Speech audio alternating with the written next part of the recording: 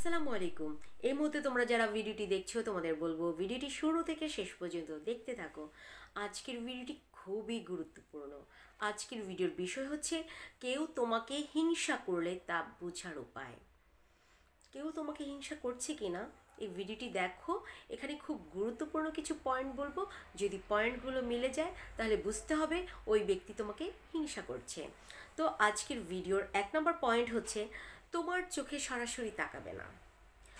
মানে হচ্ছে কোনো মানুষ যদি তোমাকে হিংসা করে সে তোমার চোখে সরাসরি কম তাকাবে, তোমাকে বেশি একটা গুরুত্ব দিতে চাইবে না, তোমাকে ইগনোর করার চেষ্টা করবে, এই ব্যাপারগুলো ঘটতে থাকে।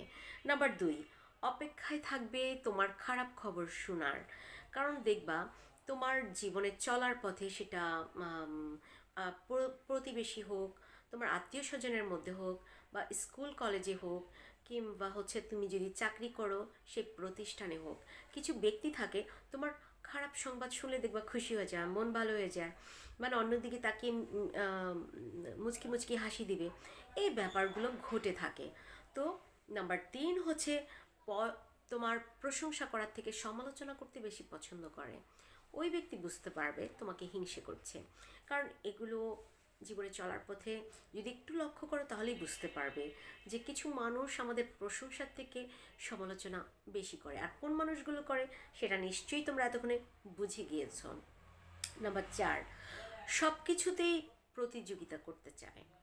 তুমি যে কাজটাই করবে তোমার আগে গিয়ে সেটা করে ফেলতে চায়, মানে সর্ববিষয়ে, সেটা যে কোনো সামান্য বিষয় হোক, দেখবা তোমার সাথে প্রতিযোগিতায় মানে করার চেষ্টা করবে।